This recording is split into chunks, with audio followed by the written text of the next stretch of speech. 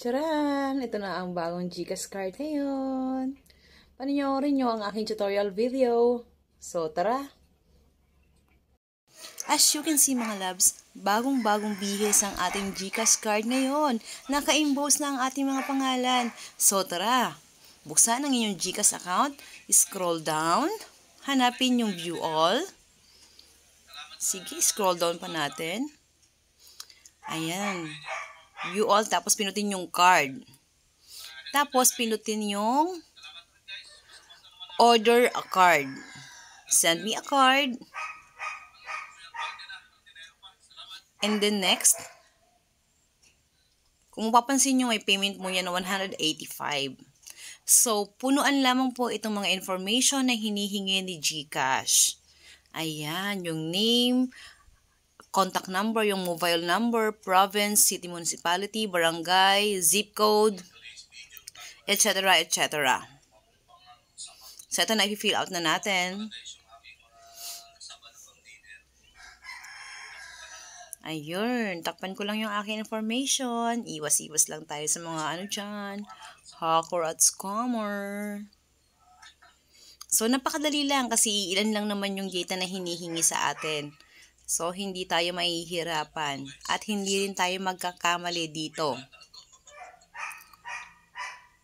After nyan, i-check lang natin yung I accept the terms and condition. So, pwede nyo rin itong basahin, itong terms and condition, kung sinisipag kayo. After that, next nyo na. Pinutin na yung next. Ayun. So, may bayad po ang GCash card natin ha. 185. Ayan. Add yung shipping fee po. Kaya a total of 250 pesos. By the way, 65 pesos nga pala ang shipping fee. And voila, after 7 days, eto na, dineliver na sa aming bahay. So, as you can see, naka-imbose ang aking pangalan. So, ililink na natin sa ating GCash account. So, pumunta sa ating GCash app at pumunta ulit dun sa my view all at pinutin yung card at link my card.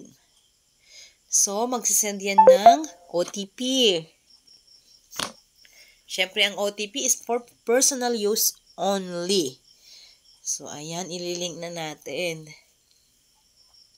So, hinihingi dito yung last 4 digits of card. Kung mapapansin natin, sa likod mismo ng ating card, nandoon po yung last 4 digit. So, i-enter na natin. At pagkatapos ay i-input ulit natin yung virtual account number.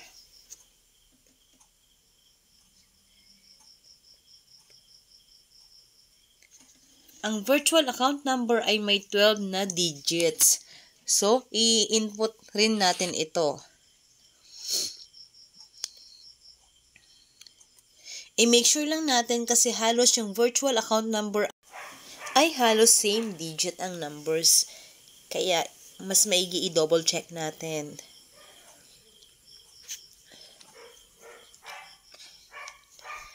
So, pindutin yung processing. At pindutin yung next. Magsasend ulit yan ng OTP. Ayan, i-input na natin.